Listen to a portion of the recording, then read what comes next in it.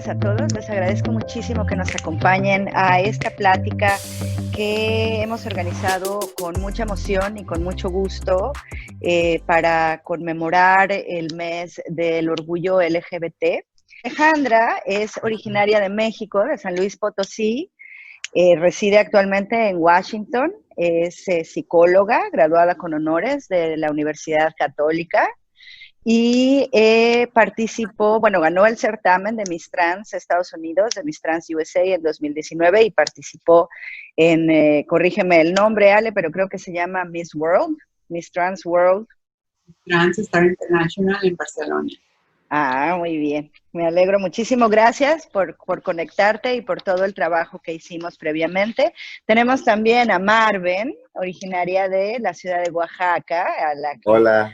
Muchas personas de nuestro público conocen por su aparición en la serie Crónicas del Taco, Lady Tacos de Canasta, ya un ícono de la Ciudad de México, que también estamos muy agradecidos y muy contentos de que hayamos podido conjuntar todas estas agendas para platicar de esto. Y por último, pero no menos importante, a Miguel Mezquita, que nos acompaña también desde Washington, D.C.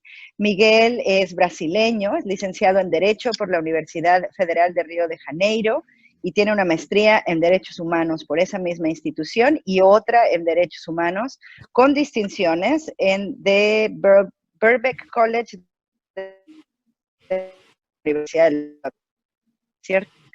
Además, ha trabajado en diversos organismos, ONGs y organismos gubernamentales, y su tema principal son los derechos humanos, motivo por el cual le pedimos que nos acompañara para guiarnos más en la ruta de esta plática que vamos a hacer.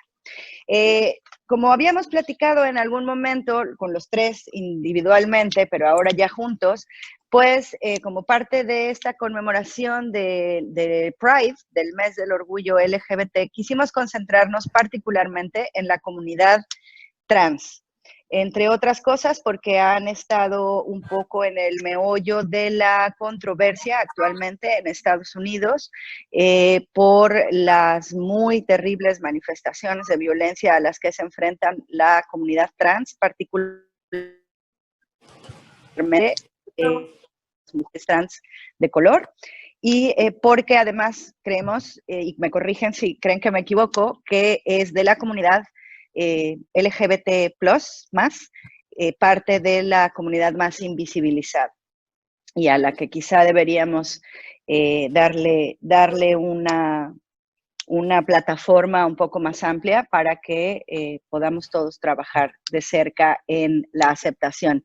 Voy a empezar con una parte un poco más teórica y quisiera preguntarle a Miguel, ¿cuál es la diferencia entre identidad de género y orientación sexual? Bueno, muchas gracias por la participación. Es un gusto conocerles a todos. Bueno, la orientación sexual es cómo se vive la afección, el afecto que se tiene por otras personas, ¿no? Que puede ser por un mismo sexo, un hombre por un mismo hombre, o una mujer por una misma mujer, ¿no? O bisexual que tiene la atracción sexual por los dos sexos. La identidad de género es cómo se vive el interior, ¿no? Cómo se siente su propio género y eso se materializa en la apariencia, en la vivencia, que no tiene nada que ver con el sexo biológico, ¿no? Entonces, muchos organismos internacionales, etcétera, incluso ya logran reconocer que para el reconocimiento de la identidad de género, entonces, por ejemplo, para cambio de documentos, etcétera, no es necesario ni siquiera que se tenga una cirugía o que se tenga la apariencia, ¿no?, de un u otro sexo. Bastaría con identificarse con alguno de esto, bueno, siguiendo la concepción binaria occidental, con alguno de los dos géneros. Y vamos a aprovechar esto. Dime. No, y por eso me encanta, por ejemplo, tener una persona que es muy chequi, ¿no? Que es incluso más allá de la cuestión binaria, se va mucho Exacto, más para a las identidades eso, ancestrales. a eso quería yo migrar ahora porque Marven es mushe, se identifica como una persona mushe, y desde la concepción de lo mushe se trata de un tercer género. Quisiera que antes de que habláramos de lo mushe, de la musheidad, quisiera que retomáramos un poquito las historias personales, tanto de Ale como de Marven. Y si me permites, Ale, voy a empezar con Marven para que nos cuente un poco de su vida. Si quieres, empezamos con tu infancia. Pues gracias por la invitación. Me siento bien agradecida porque me tomen en cuenta. Y pues es bien importante hablar un poquito de esta cultura tan maravillosa que tenemos allá en Oaxaca. Y pues yo la verdad mi infancia, pues la viví allá en Oaxaca, pero como niño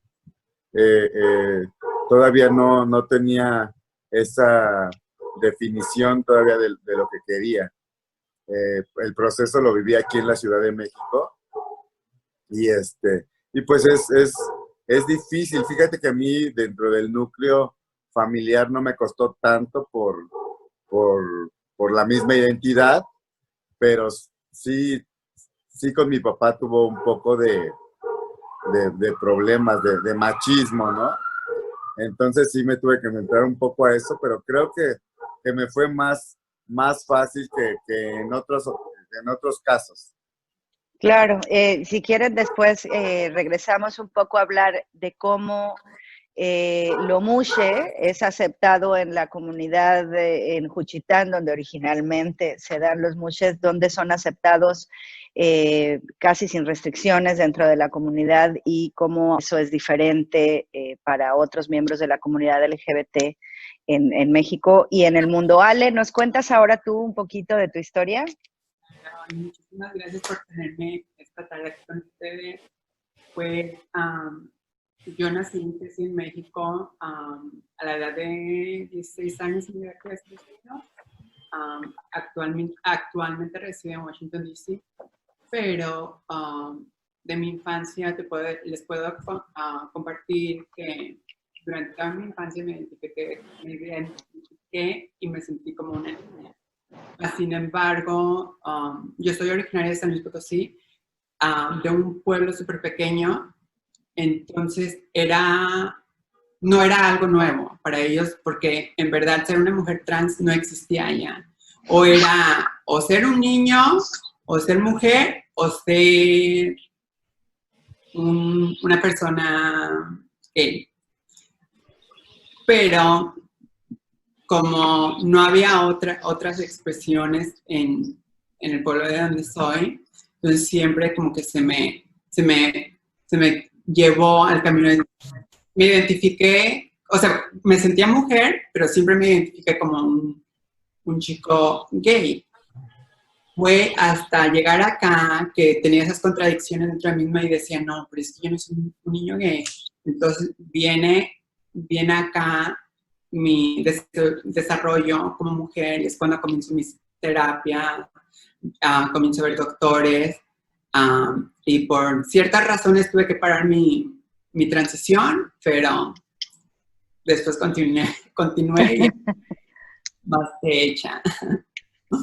Muy bien. Y Miguel, creo que aquí podemos ver dos manifestaciones de miembros de la comunidad LGBT que no necesariamente entran dentro de la misma, desde la misma línea de historia de vida y que sin embargo, si habláramos de eso desde las siglas que conforman la comunidad LGBT, las pondríamos en la comunidad trans a ambas, aunque el desarrollo haya sido distinto y la manifestación, en el caso de Marven, de su musheidad y en el caso de Alejandra, de su ser mujer, son diferentes.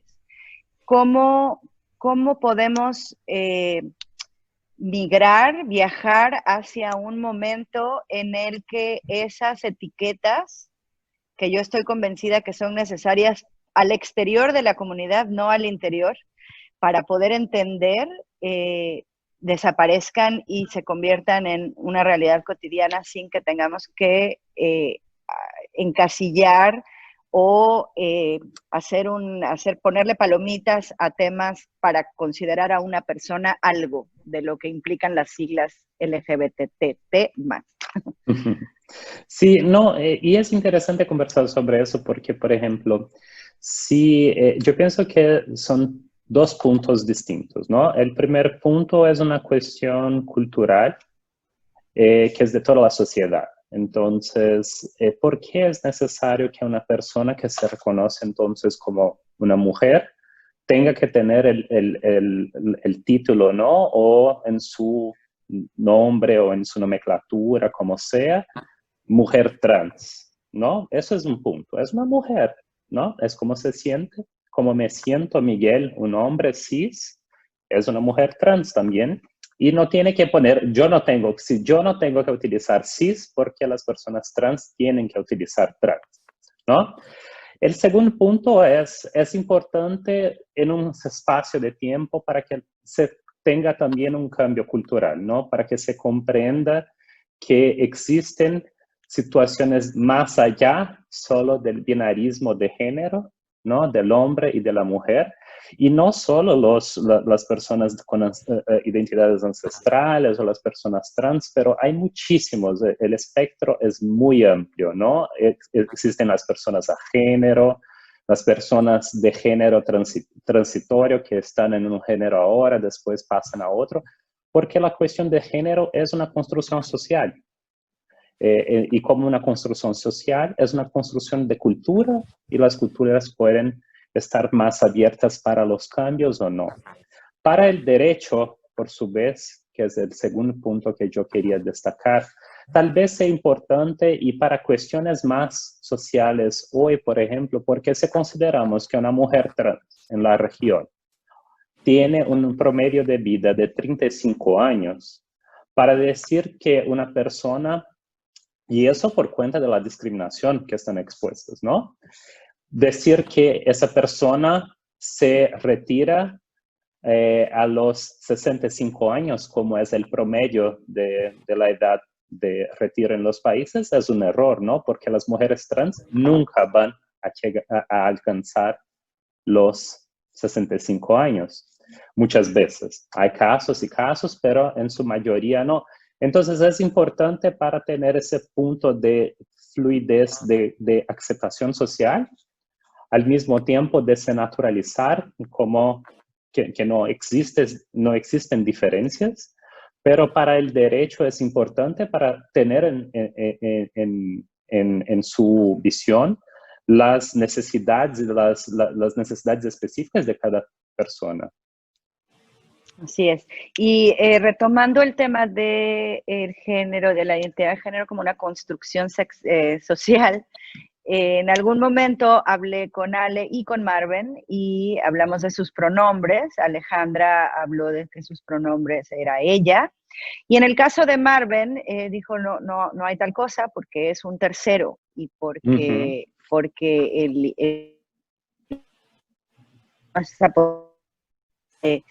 esa especificidad en el lenguaje. Y sin embargo, pues en el español y en las lenguas latinas resulta muy difícil la nomenclatura de las muy diversas identidades de género a las que estamos aprendiendo a conocer, porque esa es la verdad y es relativamente reciente. Por lo menos una generación antes no ocurría. En el caso de Marven, tú te refieres a ti misma como ella, ¿cierto? Sí, pero tampoco tengo un problema en que sea él, porque te digo, mushe es una palabra que no tiene género. Entonces puede ser el mushe o la mushe. Entonces no. Y eso es lo más hermoso de esta dualidad, ¿no? De no tener un conflicto. Pues sí, la verdad es que es una, pues es una forma menos restringida de lo que la sociedad occidental está actualmente en este binarismo que nos ha pues puesto una camisa de fuerza en muchos sentidos. Quisiera yo preguntarles, sabemos, no quiero dejar de hablar de eso, de las muchas manifestaciones de violencia a las que se enfrenta en general la comunidad LGBT, pero en particular la comunidad trans. Y me gustaría que tanto Marven como Alejandra nos hablaran un poco a este respecto. ¿Han sido ustedes víctimas de esta violencia rampante en contra de la comunidad trans? Marven, Alejandra. Vale. Quería mencionar esto porque creo que es súper importante. Creo que mientras más años tengo, más me ha tocado ver que muchas de mis amigas ya no están. Hace días que estuvimos hablando, que me preguntaste, bueno, ¿cómo crees que hubiese sido tu vida si te hubieses quedado en México? Y para ser honesta, no sé qué hubiese pasado en México, porque no sé si estuviese todavía aquí con ustedes, porque de las 10 personas mujeres trans que conocí, 7 ya no están con nosotras. Y eso fue algo que aprendí y que vi que no nada más está relacionado con un país, está relacionado con Estados Unidos, con Brasil, que Brasil tiene el mayor número de asesinatos a las mujeres trans. Entonces, durante el concurso me expusieron a eso y dije, bueno, ¿qué se tiene que hacer para evitar esto? Pero para responder tu pregunta, sí, una vez se expone a violencia. A mí, desafortunadamente, me han pasado casos que cuando las personas se enteran, o sea, no tengo ni que hacer conversación con ellos, pero cuando se enteran, te voy a hablar de un caso en específico. Veníamos regresando yo con mi pareja de una cena.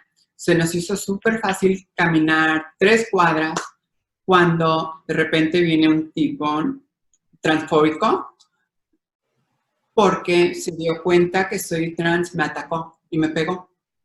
Entonces, obvio, mi pareja tuvo que tratar de defenderme, pero pues era un individuo grandísimo que no pudimos con ello. Afortunadamente no pasó a mayores, recibí golpes y insultos, pero me siento con suerte de que no pasó a mayores y no fui una víctima más de asesinato. Sí, es que es muy fuerte. Y Marven, en tu caso particular, ¿tú crees que te sientes más seguro en la Ciudad de México de lo que te sentirías en Oaxaca? ¿Crees tú? Pues fíjate, es que la verdad el tema de la comunidad trans es muy delicado en el aspecto en que aquí la ciudad, pues desafortunadamente no hay tantas oportunidades.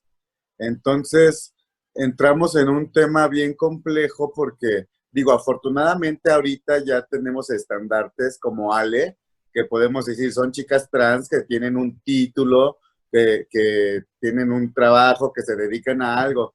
Desafortunadamente, mucha gente etiqueta a las chicas trans como sexoservidoras, como...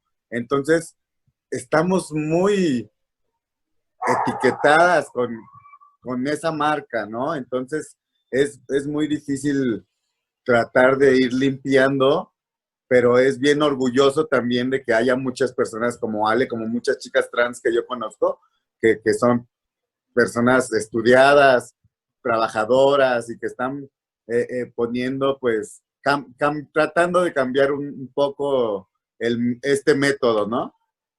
Sí. Así es. Y Miguel, ¿nos puedes hablar tú desde el ámbito de las políticas públicas? ¿Qué se está haciendo para evitar y para prevenir la violencia en contra de la comunidad trans?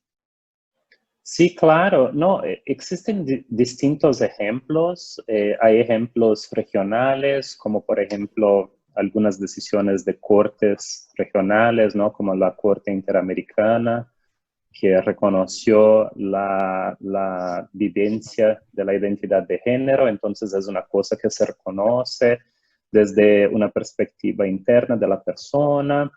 Hay experiencias, por ejemplo, de cambios de nombre en los documentos ya, de la posibilidad de que se cambien también los registros de partida de las personas. Y hay otra situación que es muy interesante, por ejemplo, que es muy polémica también, que son los baños, por ejemplo, ¿no? La utilización de baños que no tienen género asignado, que son baños para los dos géneros.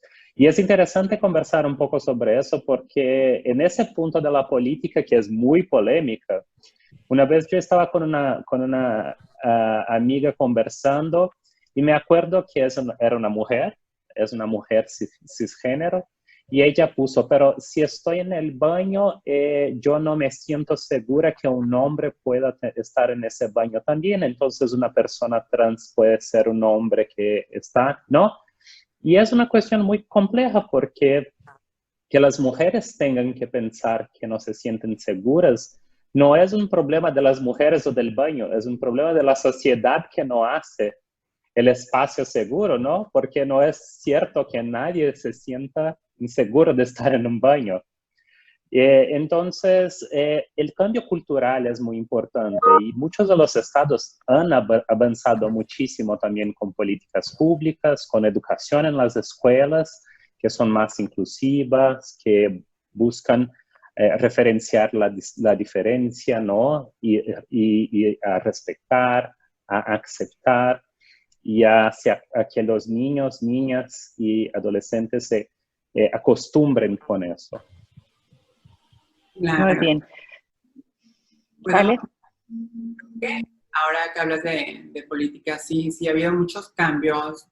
Por ejemplo, poder tener la oportunidad de cambiar el nombre. Yo tuve la oportunidad de cambiar mi nombre aquí, mis documentos aquí en Estados Unidos, al igual en México.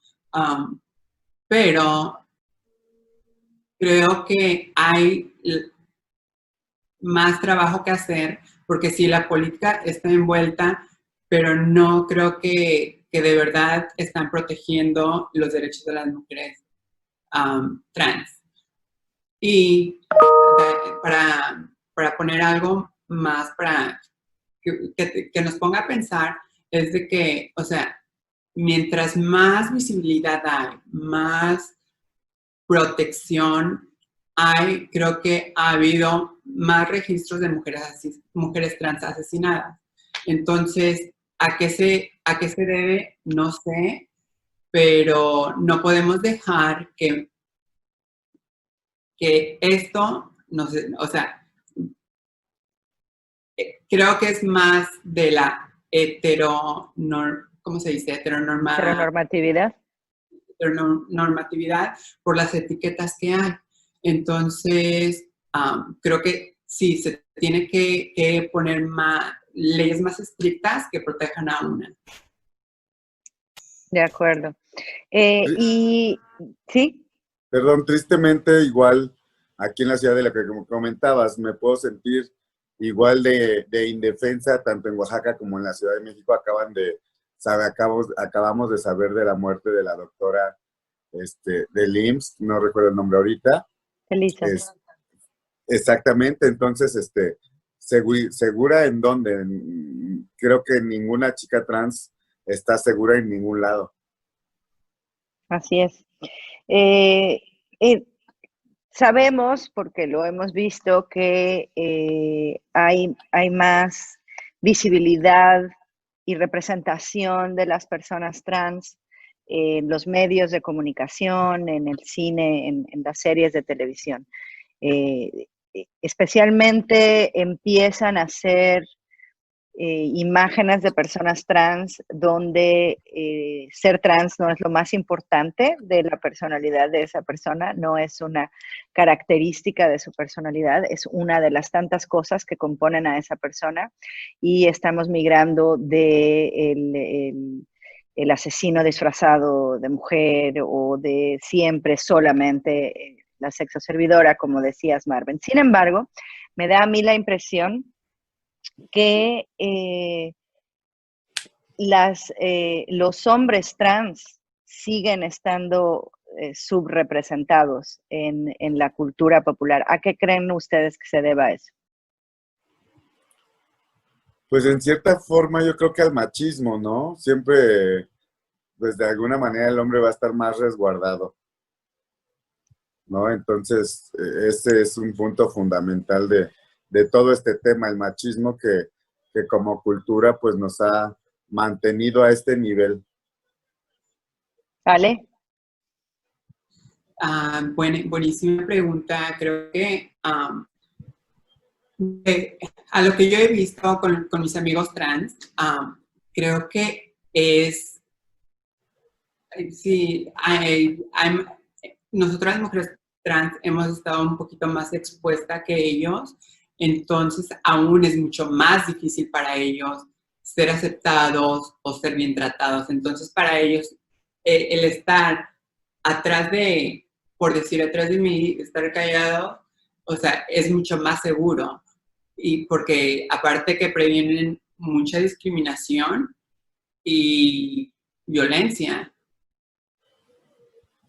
Miguel, ¿tú crees que detrás de esta subrepresentación de los hombres trans en la cultura popular, en los medios de comunicación, esté de origen el hecho de que quien es transicionando es quien de origen fuera considerado una mujer?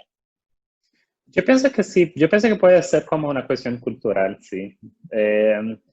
Es difícil decir porque la invisibilidad en verdad también tiene una parte muy, muy fea que es esconder de nosotros las distintas historias, ¿no?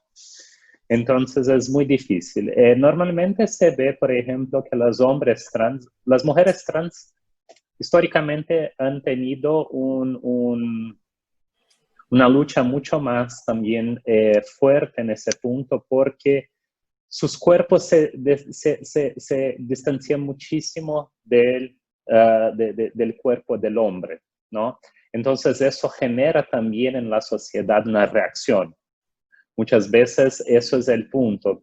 Y los hombres trans tienen yo pienso que logran tener una transición un poco más, y eso explica incluso por qué, por ejemplo, los hombres trans tienen como niveles de educación mucho más altos que las mujeres trans, ¿no?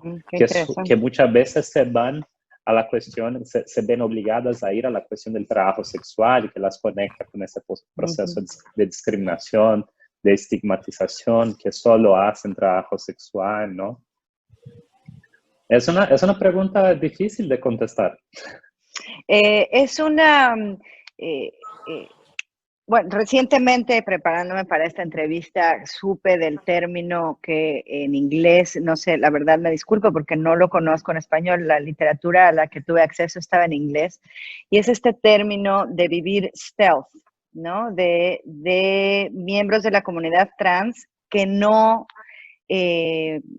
verbalizan que son trans, es decir, hombres trans que viven sin decirle a nadie más que a su pareja sentimental o a personas muy cercanas que son trans, y mujeres trans lo mismo. Y me da la impresión, pero es una impresión nada más de a ras de piso, ¿no? De lo que veo más o menos de forma cotidiana, que puede haber más hombres trans que están viviendo stealth por no sé cuáles puedan ser los motivos, y que quizá incluso eso les permita acceder a niveles de educación más altos, mantener seguros de salud, con ciertas las dificultades propias de estar mintiendo, ¿no? Porque seguramente serían sujetos de perder su seguro si dijeran que son mujeres del nacimiento y no son hombres como aparece en su póliza, etcétera. Entonces,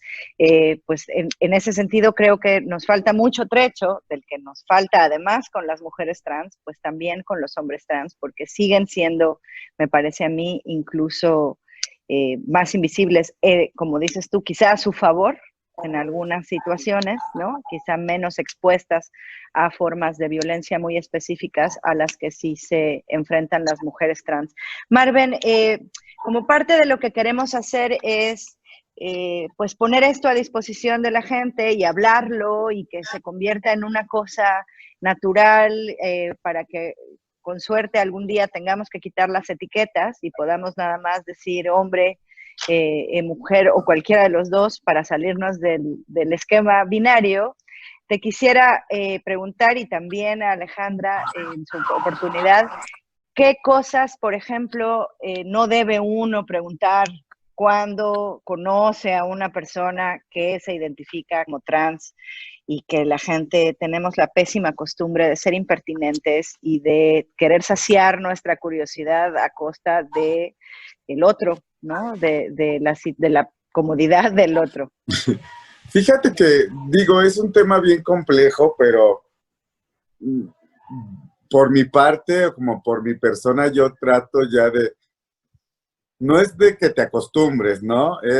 Sabemos que cada cabeza es un mundo y igual yo creo que yo en mi caso, en otro tema, pues tal vez preguntaría lo mismo, ¿no? Entonces, yo por mi parte siempre trato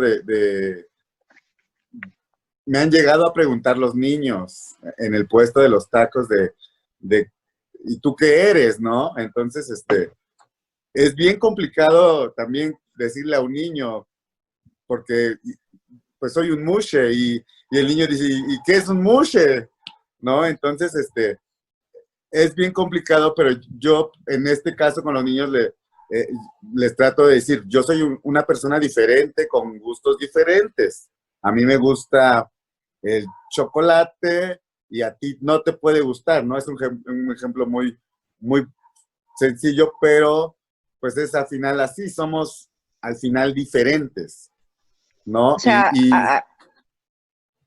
al final tú y me imagino que Ale nos dirás también cuál es tu experiencia y cuáles serían cosas que te gustaría eliminar del diálogo que se entable contigo, pero acaban ustedes, a pesar de todo lo que atraviesan normalmente, acaban teniendo que ser incluso más tolerantes y aceptar más a los intolerantes y a quienes no las aceptan como una forma, pues, de generosidad, honestamente, ¿no? Pues, de entablar ese diálogo que a lo mejor si reaccionaras de otra forma sería imposible. Déjame agregar a eso. Una pregunta que de verdad que a mí para ser honesta, me molesta, es de que me presentan, si estamos en un grupo de personas, me presentan, entonces, personas que ni conozco, ni son parte de mi familia, o son muy allegadas a mí, tienen el descaro de llegar a preguntarme, oye, ¿y estás operada? ¿Tienes esto? ¿Tienes lo otro? ¿Tienes este órgano? Entonces, creo que es una pregunta que invade mucho tu privacidad. Porque si te vas con las personas, con la comunidad hétera, o sea, no es una pregunta que un hombre puede preguntar a una mujer. Porque no es respetuoso andar haciendo las preguntas.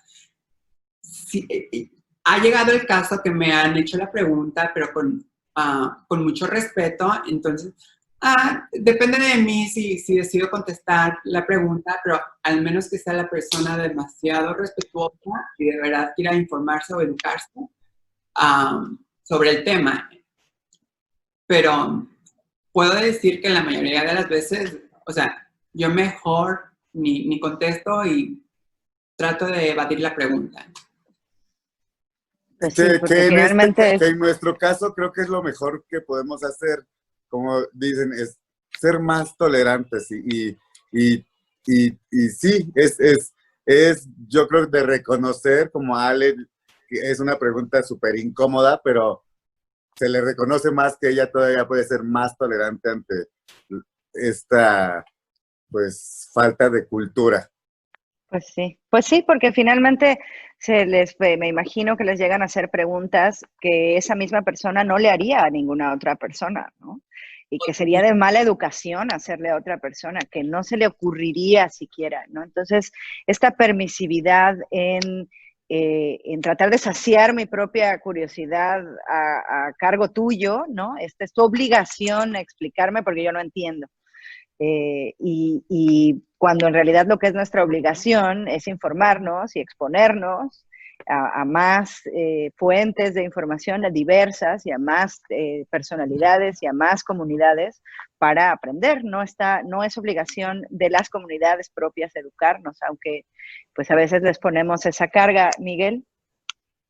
Sí, no, es justamente eso. Yo pienso que es una cuestión de generar el proceso de aceptación, ¿no? El proceso de inclusión. No deben ser las personas trans que tienen que hacer eso. La sociedad tiene que hacer como un todo, ¿no? O entonces no es un proceso de inclusión, es un proceso de tolerancia. Es como están diciendo. Es como, yo tolero porque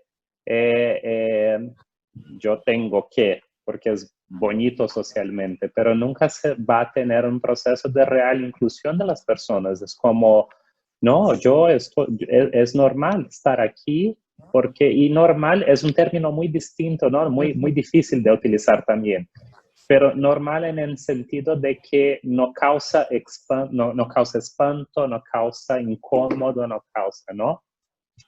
Hay un chiste muy interesante que es como, la tolerancia es como un jabón. Las personas utilizan el jabón para sacar el olor y entonces pueden estar en el mismo espacio que una persona que se siente, que ole muy mal, ¿no? En cuanto que aceptar es distinto, ¿no? Es saber que las personas pueden oler mal o oler de una forma distinta y eso no va a ser un problema, porque no es el problema central de la situación, ¿no? Son personas y tenemos que respetar y ese es el punto. Y sobre todo que siguen siendo sujetos de todos los derechos, ¿no? Que no deberían estar excluidos de absolutamente ninguno por una u otra característica. Y entonces, digamos, en la cultura de la no discriminación moderna, hoy en el 2020, con todas las dificultades de 2020, estamos ya migrando, dejando atrás el término de tolerancia, que fue como el primero con el que se trató de convencer al resto de la sociedad de que la gente podía ser distinta y tratando de migrar hacia la aceptación plena.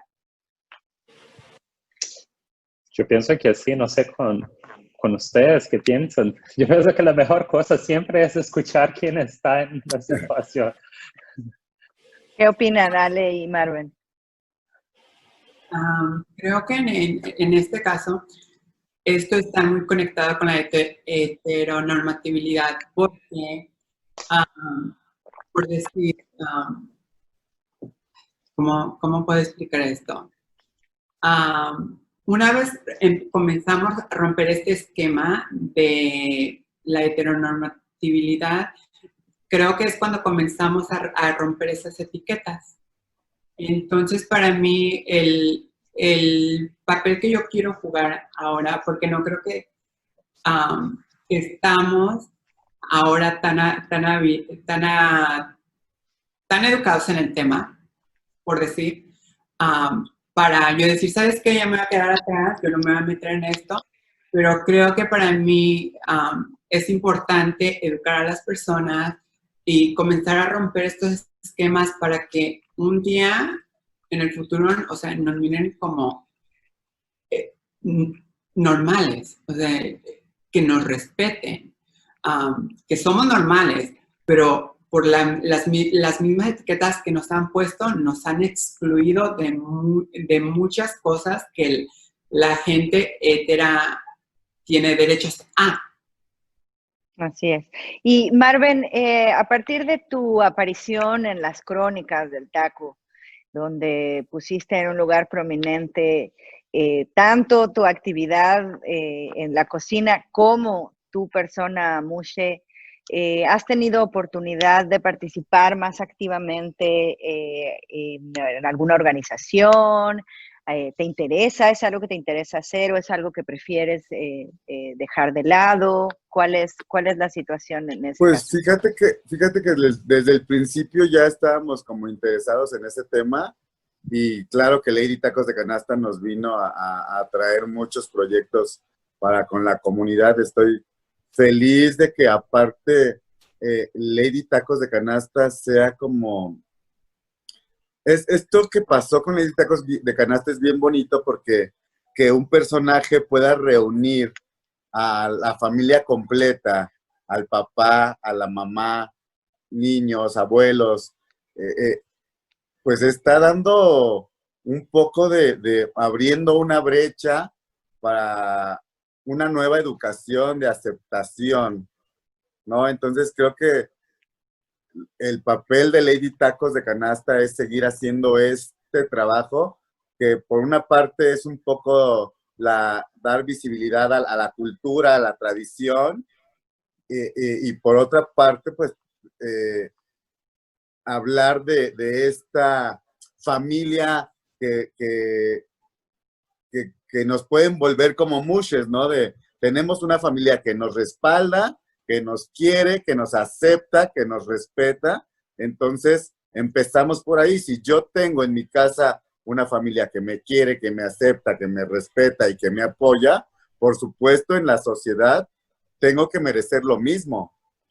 Claro, y te Entonces, será más fácil migrar, ¿no? es, Hacia la eh, sociedad. exactamente, a estar en contacto con la sociedad, con las personas, con los niños y finalmente estamos poniendo etiquetas nuevas, en el caso de Ale, de una persona guapísima, haciendo nuevos proyectos para apoyar y personas constructivas, ¿no? Entonces, creo que eso puede hablar muy bien de nosotras ahora en lo que viene, en lo que podamos aportar y tratar de enseñar a las nuevas generaciones, porque igual vamos a pasar nosotras, pero vienen otras chicas atrás, vienen otras figuras atrás que también tendríamos que apoyar y seguir como las personas que marcharon por primera vez y como las personas que se expusieron por primera vez.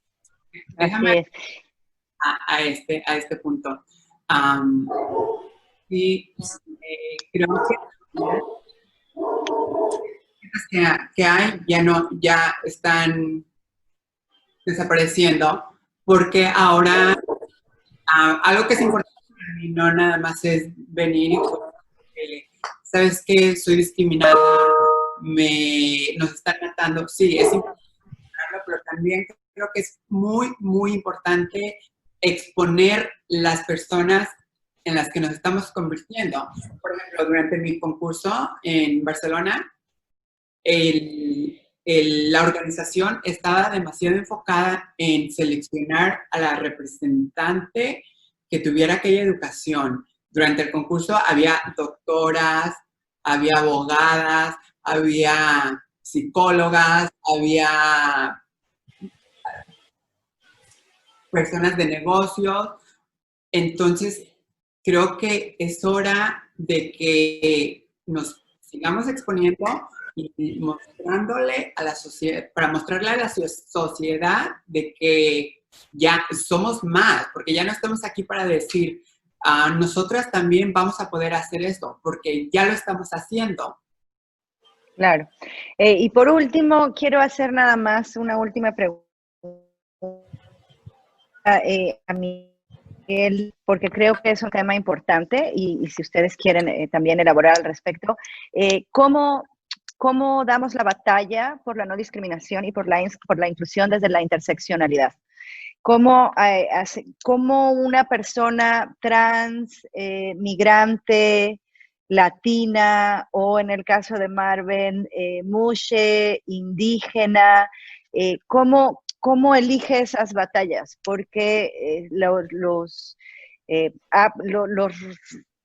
las flechas de discriminación llegan por todos lados, ¿no? No nada más por ser mushe o por ser una mujer trans, o no nada más por ser latina, o no nada más por ser migrante, ¿no? Así es. Voy a decir primero que me encanta porque yo quedo siempre con las respuestas difíciles, ¿no? Con las preguntas difíciles. Y no tengo programas de tele, no tengo premios, no. Entonces, primero decir que me siento muy honrado de estar aquí con ustedes. Igualmente. Bueno, y voy a México para probar los tacos. Cuando quieran, todos invitados. La casa invita. Muchísimas gracias. Lo tenemos grabado, Marvin. Claro, Así claro. es. No, yo, para mí es compromiso.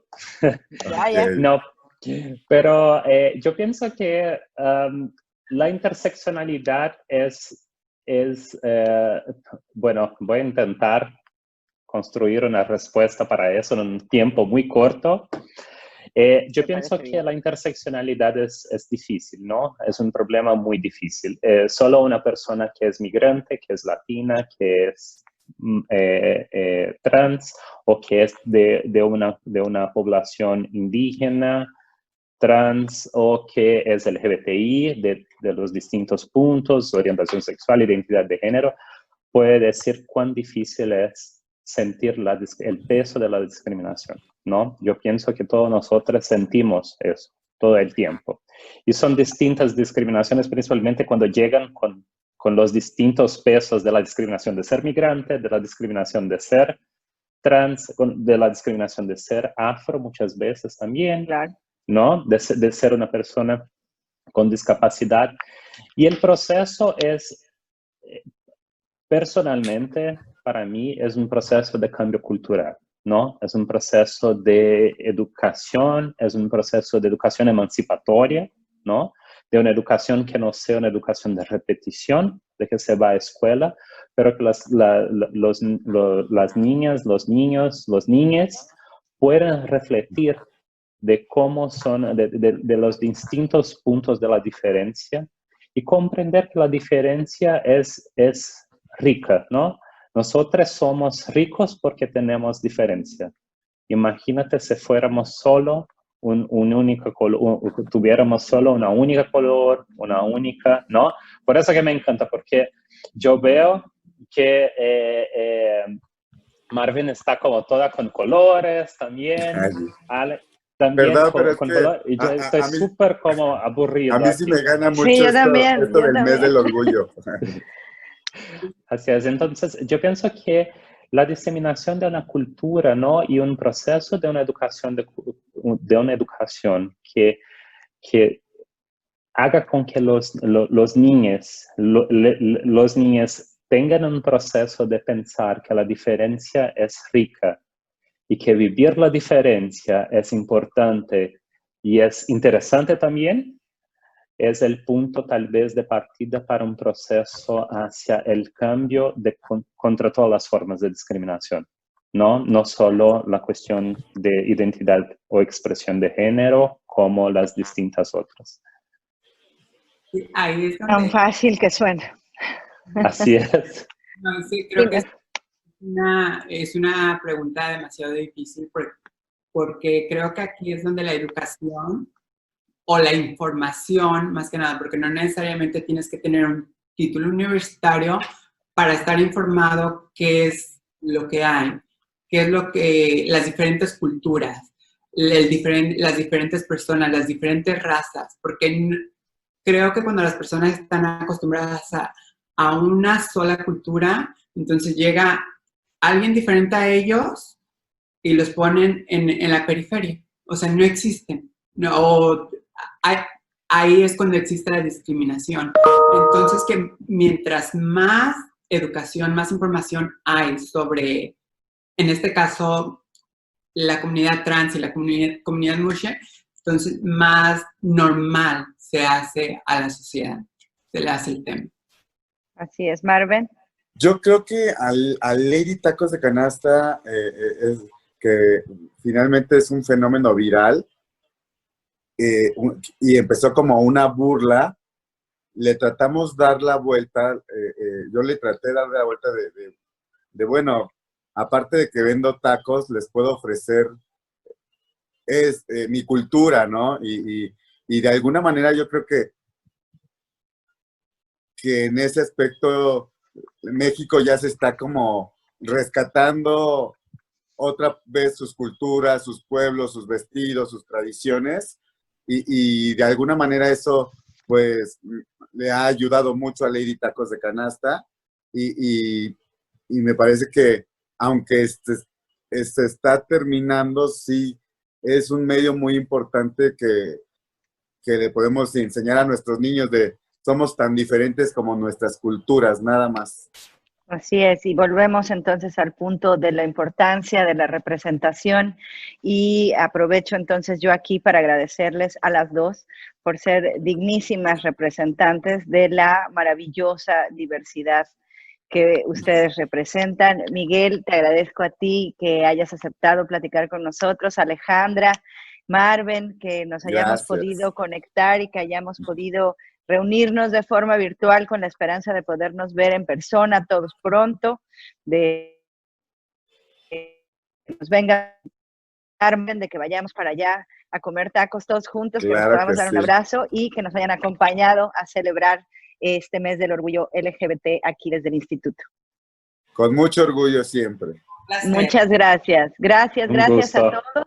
Y estamos en contacto. A nuestra querida audiencia les decimos que al final de esta transmisión, gracias a lo que nos van a compartir algunos de nuestros invitados, podremos algunas ligas con recursos sobre diferentes temas, sobre temas que tienen que ver con la comunidad trans, sobre temas de derechos humanos, sobre temas de no discriminación, sobre temas de la comunidad Mushe, sobre investigaciones que se han hecho al respecto y estudios antropológicos, por si tienen interés en ver algunas cosas más y en seguir de cerca estos importantes temas. Y mientras tanto, pues nada, les vuelvo a reiterar nuestro agradecimiento, nuestro cariño, y que estamos aquí siempre para lo que se les ofrezca, y que ojalá que podamos hablar muy pronto otra vez.